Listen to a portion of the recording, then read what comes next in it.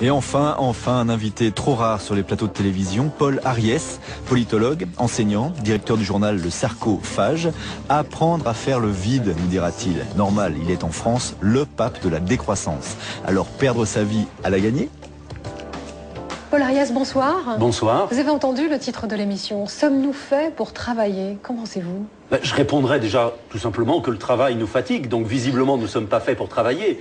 Et puis je répondrais plus sérieusement qu'en fait l'histoire du travail, c'est l'histoire d'un dépouillement. C'est-à-dire qu'on a dépouillé les anciens travailleurs de leurs outils, on les a dépouillés ensuite d'une partie du surtravail, c'est-à-dire du profit, on les a dépouillés ensuite de la culture, des savoir-faire traditionnels.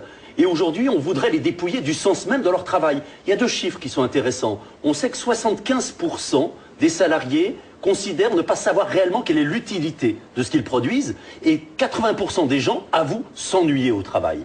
Alors je reconnais bien votre sens de la provocation. Vous dites que le travail fatigue, mais le travail enrichit également. C'est un savoir-faire. Mais je dirais que le mot travail, c'est comme le mot production et consommation, c'est un mot poison qui empêche de penser.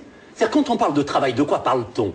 Est-ce qu'on parle d'une activité qui est créatrice, ou est-ce qu'on parle de la taylorisation du sourire ? C'est-à-dire aujourd'hui cette obligation de sourire qui est celle des hôtesses d'accueil dans les péages d'autoroute ou des caissières à l'hypermarché. Quand on parle de travail, est-ce qu'il s'agit d'un travail qui est utile à la société ou qui est nuisible ? C'est-à-dire qu'il faut nécessairement décoloniser notre imaginaire et abandonner effectivement ces grands mots à majuscules qui en fait sont là pour empêcher de se poser les vraies questions. C'est-à-dire comment travaille-t-on, pour fabriquer quoi, et vis-à-vis de quel besoin social à satisfaire. Alors je vous rassure, Paul Ariès, si je souris, je ne suis pas forcée, personne ne m'y oblige. Ce qui est intéressant dans votre pensée, vous êtes d'ailleurs connu pour cela, vous avez une pensée assez radicale, et là on l'entend encore sur le travail. Vous n'arrivez pas à envisager le mot travail associé au mot richesse, ou je maintiens savoir-faire et enrichissement, épanouissement personnel. Mais là aussi, l'histoire nous apprend à différencier ce qu'on appelait auparavant l'opus, c'est-à-dire la création, et le labeur. Le travail. Je veux dire, s'il s'agit d'avoir une activité qui émancipe, qui éveille l'intelligence, je dirais, je signe tout de suite. Sauf qu'aujourd'hui, on se rend compte qu'il y a un retour du néo-taylorisme. Et c'est ça qui est particulièrement grave. Et puis, on ne peut pas poser la question du travail sans poser aujourd'hui la question tout simplement de la situation environnementale. C'est-à-dire, est-ce que l'on peut produire toujours plus, donc travailler toujours plus ?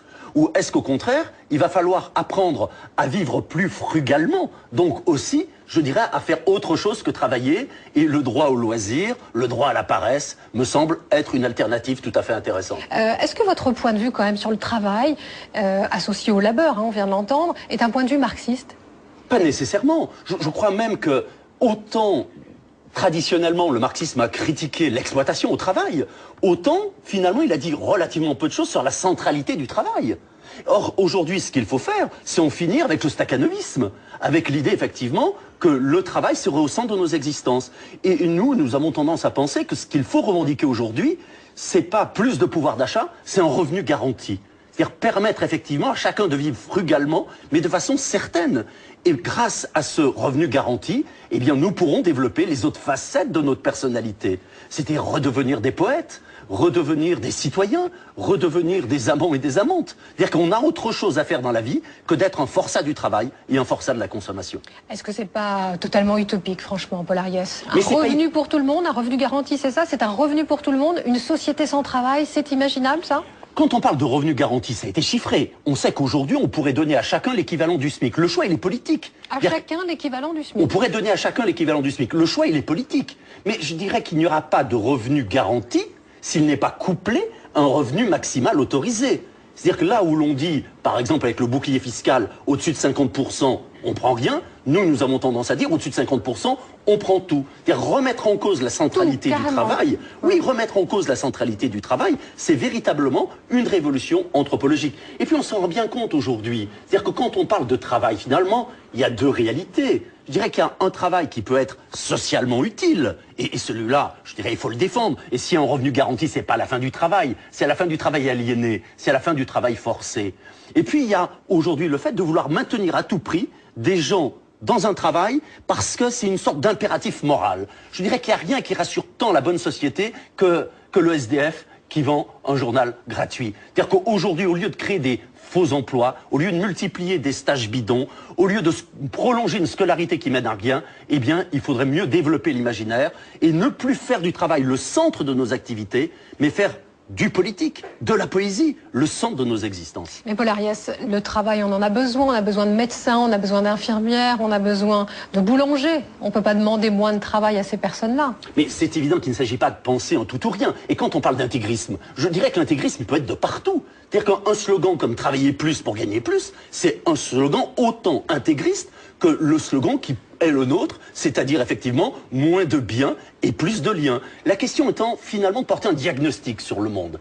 Est-ce que l'on croit que l'on va pouvoir généraliser nos modes de vie? Il suffit de citer 2 chiffres. On sait qu'aujourd'hui, 20% des humains, dont nous sommes, s'approprient 86% des ressources planétaires. Si 6 milliards d'humains vivaient comme nous, une seule planétaire ne suffirait pas. Donc il faut en finir avec l'illusion d'une société d'abondance. Il faut en finir avec tout simplement ce culte du travail. Mais même s'il y a ces inégalités que vous décrivez, cette société d'abondance, elle nous a permis d'avoir une meilleure espérance de vie, elle nous a permis de vivre quand même mieux qu'il y a 2 ou 3 siècles. Mais vous n'avez pas l'impression de casser une rupture? L'homme a toujours travaillé.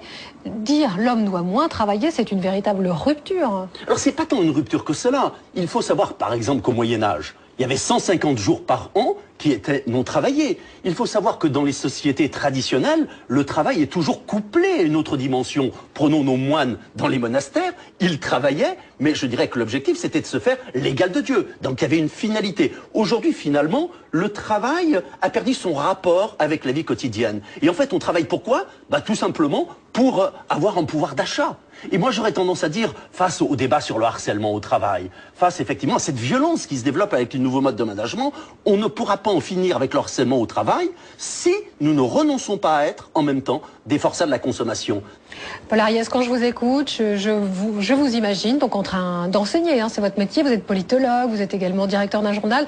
J'ai l'impression quand même que vous aimez votre métier. Pour vous, le travail n'est pas synonyme de labeur. Mais je crois qu'il y a une énorme différence entre le fait d'avoir des activités et le fait, effectivement, simplement de chercher à gagner sa vie. On peut reprocher tout ce qu'on veut au capitalisme. C'est un travail choisi et non subi. C'est un travail choisi. C'est-à-dire qu'on peut reprocher tout ce qu'on veut au capitalisme, c'est une société diablement efficace. Premièrement, parce qu'elle sait susciter le désir et le rabattre ensuite sur la consommation de produits marchands. Deuxièmement, parce que le capitalisme insécurise. Il casse les identités collectives et individuelles. Et puis d'autre part, on le voit aujourd'hui, il développe la précarité et la flexibilité. Il développe la liberté aussi, liberté d'entreprendre. Mais bien sûr qu'il développe une partie de la liberté. Je crois que la marchandise, l'invention, je dirais de la marchandisation, a été quelque chose d'historiquement essentiel, mais qui a donné tout ce qu'elle pouvait être positive. Et aujourd'hui, effectivement, eh bien, il faut un basculement. Il faut sortir de cette société du travail qui n'a finalement que quelques siècles et passer aujourd'hui à un nouveau type de société. Une pensée radicale, pas révolutionnaire, mais radicale, en tout cas une pensée qui est assez atypique. Et on va pouvoir confronter votre pensée à celle de nos invités. Vous allez le voir, une chef d'entreprise, je suis sûre qu'elle aura des choses à vous dire, une sociologue et un philosophe pour vous répondre. On accueille nos invités.